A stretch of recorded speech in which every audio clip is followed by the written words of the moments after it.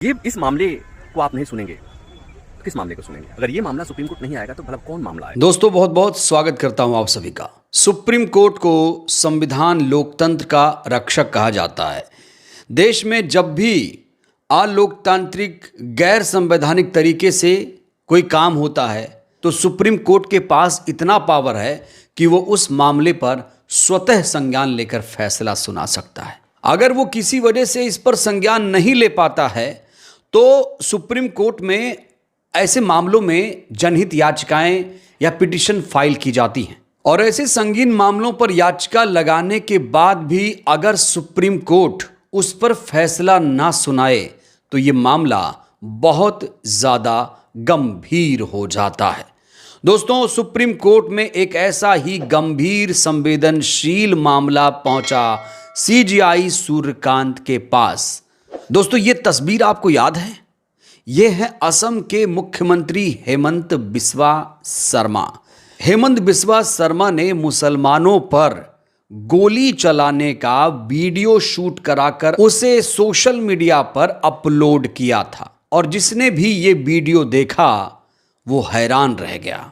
लोगों ने यही कहा कि संविधान की शपथ खाने वाले लोग आखिर क्या इतने लोकतांत्रिक हो सकते हैं कि वो अपने ही नागरिकों पर बंदूक से निशाना लगाएं। असम के सीएम हेमंत बिस्वा शर्मा ने यहां जो कुछ किया वो हेट स्पीच के दायरे में आता है, नफरत फैलाने के दायरे में आता है। और जब देश में कहीं हेट स्पीच फैले या संविधान लोकतंत्र की हत्या हो तो फिर वहां सुप्रीम कोर्ट की सक्रियता बढ़ जाती है। लोगों ने जब ये वीडियो देखा तो सोचा कि अब सीजेआई साहब इस पर स्वतः संज्ञान लेंगे, लेकिन उन्होंने संज्ञान नहीं लिया। उसके बाद इस पूरे मामले पर एक याचिका सुप्रीम कोर्ट में लगाई जाती है, लेकिन इसी याचिका पर आज सीजेआई सूर्यकांत ने जो कुछ किया उसे देखकर पूरा देश दंग रह गया। इतने इंपॉर्टेंट, इतने महत्वपूर्ण केस में सीजेआई ने आज जो रवैया अपनाया उससे देश के लोगों की उम्मीदें थोड़ी टूटती हुई नजर आ रही हैं। खबर आ रही है कि सुप्रीम कोर्ट ने असम के सीएम हेमंत बिस्वा शर्मा के भड़काऊ और नफरती बयानों पर सुनवाई करने से इनकार कर दिया। सीजेआई ने न सिर्फ इस पूरे मामले पर सुनवाई करने से इनकार किया बल्कि उन्होंने ये भी कहा कि हमारे पास बहुत मामले हैं, सुप्रीम कोर्ट में तो पहले से ही लंबित मामले हैं, हम इस पर कहाँ सुनवाई करेंगे। जाओ इस पूरे मामले को लेकर पहले हाई कोर्ट में जाओ। पहले आप हाई कोर्ट क्यों नहीं चले गए? सोचिए, सुप्रीम कोर्ट में ये फैसला आया था, पूरे देश ने वो वीडियो देखा था, इसके बावजूद सूर्यकांत साहब कह रहे हैं कि आप असम हाई कोर्ट में क्यों नहीं गए या दिल्ली हाई कोर्ट में क्यों नहीं गए। ये कोई छोटा मोटा मुद्दा नहीं था कि ये हाई कोर्ट में जाए, लोअर कोर्ट में जाए।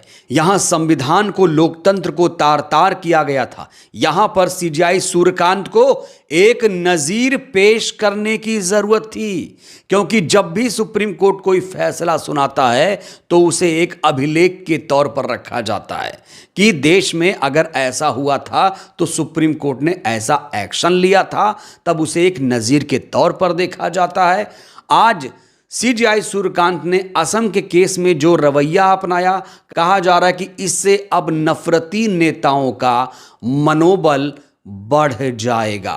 असम के केस में सीजेआई सूर्यकांत साहब ने जो नज़ीर पेश की उसको लेकर लोगों में नाराज़गी भी देखी जा रही है। सोशल मीडिया पर खास तौर से लोग यही लिख रहे हैं कि सीजेआई साहब के पास अगर असम सीएम के खिलाफ सुनवाई करने का वक्त नहीं है तो फिर उनका वक्त कहाँ जा रहा है। उमर खालिद, शर्जिल इमाम, खालिद सैफी की सुनवाई के लिए भी वक्त नहीं, असम सीएम के खिलाफ सुनवाई के लिए भी वक्त नहीं, तो फिर सीजेआई को दिखाना चाहिए कि उनके पास किन किन याचिकाओं की सुनवाई के लिए वक्त है।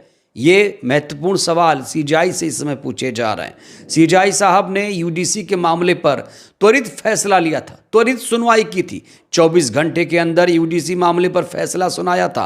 लेकिन इस महत्वपूर्ण केस में सीजेआई साहब को जब एक्शन लेना था, उनको हिम्मत दिखानी चाहिए थी। ऐसे नफरती नेताओं के खिलाफ एफआईआर दर्ज करने का आदेश देना चाहिए था, कोर्ट भेजने का आदेश देना चाहिए था। तो उन्होंने इस पूरे मामले पर सुनवाई करने से न सिर्फ इनकार किया, बल्कि कहा कि हमारे पास वक्त नहीं है। इतने महत्वपूर्ण याचिका पर अगर सीजेआई साहब के पास वक्त नहीं है, तो फिर उनका वक्त कहां जा रहा है? देश सवाल पूछ रहा है सीजेआई सूर्यकांत से। असम के मुख्यमंत्री का गोली चलाते हुए जब वीडियो आया, तो उसे देखकर सबको बुरा लगा, सबको अफसोस हुआ, किसी को गुस्सा भी आया, बहुत सारे लोगों ने नाराजगी भी जाहिर की। और शायद इसीलिए सुप्रीम कोर्ट कवर करने वाले पत्रकार प्रभाकर कुमार ने इसको लेकर अपनी प्रतिक्रिया दी है। उन्होंने कहा है कि हमें ये वीडियो देखकर बहुत बुरा लगा, देश के लोगों को बुरा लगा, लेकिन शायद ये वीडियो देखकर सुप्रीम कोर्ट को बुरा नहीं लगा। यहां सुप्रीम कोर्ट को बुरा लगना चाहिए था, यहां सीजेआई सूर्यकांत साहब को बुरा लगना चाहिए था। इतने इंपॉर्टेंट केस में उन्हें सुनवाई करके ऐसे नफरती नेताओं के खिलाफ कार्रवाई करनी चाहिए थी, लेकिन कार्रवाई नहीं हुई है। आई थी और सुप्रीम कोर्ट में याचिका दायर कर मांग की गई थी कि इस मामले में असम के मुख्यमंत्री के खिलाफ एफआईआर दर्ज होनी चाहिए, इस मामले की जांच के लिए एसआईटी का गठन होना चाहिए। आज ये मामला सुनवाई के लिए आया था, मुख्य न्यायाधीश की बेंच के सामने सुनवाई के लिए जब आया, तो जस्टिस सूर्यकांत मुख्य न्यायाधीश ने एक सवाल किया कि आप हाईकोर्ट क्यों नहीं गए, आप सुप्रीम कोर्ट कैसे आ गए, आपको हाईकोर्ट जाना चाहिए। अभिषेक मनु सिंघवी ने कहा कि माय लॉर्ड, एक राज्य का मुख्यमंत्री जिसने शपथ लिया है, उसने शपथ लेकर के अपराध किया है, उसने संवैधानिक मूल्यों की अवहेलना की है। उन्होंने कहा कि आप ये बात हाईकोर्ट भी क्या कह सकते हैं। अभिषेक मनु सिंघवी ने कहा कि माय लॉर्ड, अगर ये इस मामले को आप नहीं सुनेंगे तो किस मामले को सुनेंगे? अगर ये मामला सुप्रीम कोर्ट नहीं आएगा तो भला कौन मामला आएगा? और उन्होंने ये भी बताने की कोशिश की कि ये पहली बार नहीं हुआ है, इसके पहले भी कई मामले आए हैं और सुप्रीम कोर्ट ने उन मामलों को सुना है। जो मामले हाईकोर्ट जा सकते थे वो यहाँ आए और उसे सुप्रीम कोर्ट ने उस पर सुनवाई की है। और ये एक ऐसा मामला है जिस पे आपको सुनवाई करनी चाहिए। उनके कहने का आधार भी था क्योंकि इसके पहले 2022 में सुप्रीम कोर्ट ने हेट स्पीच को लेकर के एक आदेश पारित किया था। फैसला है सुप्रीम कोर्ट का कि अगर हेट स्पीच का कोई मामला आता है तो उस मामले में तत्काल एफआईआर दर्ज होनी चाहिए। या ऐसी कोई घटना घटने वाली है तो पहले प्रिवेंटिव मेजर को उसे रोकना चाहिए। अगर ऐसी कोई घटना, कोई अपराध कारित हो जाता है, तत्काल एफआईआर दर्ज होनी चाहिए। अभिषेक मनु सिंघवी ने कहा कि माय लॉर्ड, आप मुझे उस हाईकोर्ट में भेज रहे हैं जिस राज्य का मालिक मास्टर है मुख्यमंत्री, कैसे वहां पर एफआईआर दर्ज होगी, कैसे एसआईटी का गठन?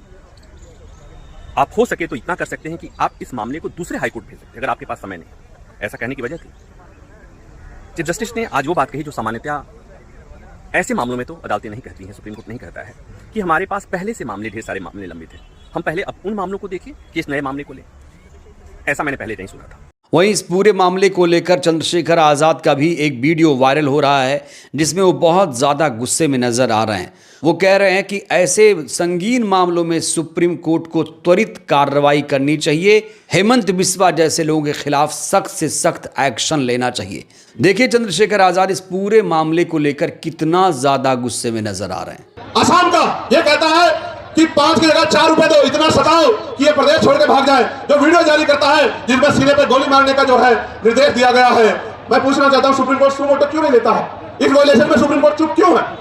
हमारे नरसंहार पर सुप्रीम कोर्ट चुप क्यों है? इसलिए तकलीफ होती है कि जिस न्याय के मंदिर से हमें उम्मीद है वो न्याय का मंदिर हमारी तरफ नहीं देख रहा। इसलिए प्रोटेस्ट करना पड़ता है कि उस न्याय के मंदिर तक हमारी भी तकलीफ जाए, हमारी भी पीड़ा जाए। हम भी देश के लोग हैं, हम भी देश में टैक्स देते हैं, हम भी देश को सीखते हैं, हम भी देश की बिल्डिंगें बनाते हैं, हम बड़े बड़े शहरों की बिल्डिंगें बनाते हैं, उसमें हमारा पसीना लगता है न्यूनतम वेतन मजदूरी पे, और मजदूरी मांगने पे हत्या भी होती है। हम ही देश की बिल्डिंगें बनाते हैं, हमारे पसीने खून से बिल्डिंगें बनती हैं। हमारी माएँ, हमारी बहनें, हमारे बच्चे पेट में जो है हमारी माएँ बच्चे बांध के इस बिल्डिंगों में चढ़ा चढ़ा के मशीनरी तो आ जाइए, इस देश को मजबूत करने का काम करते हुए बड़ी बड़ी बिल्डिंगें बनाती है। इन बिल्डिंगों में हम पे रहने के लिए स्थान नहीं होता है।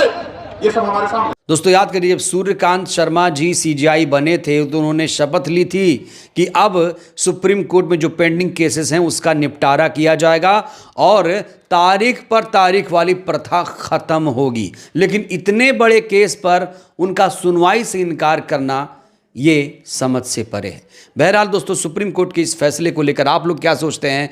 जिस तरीके से असम के सीएम ने संविधान को तार तार किया, ऐसे लोगों के खिलाफ क्या कार्रवाई होनी चाहिए? आप लोग भी अपनी राय दीजिएगा। बहुत बहुत धन्यवाद।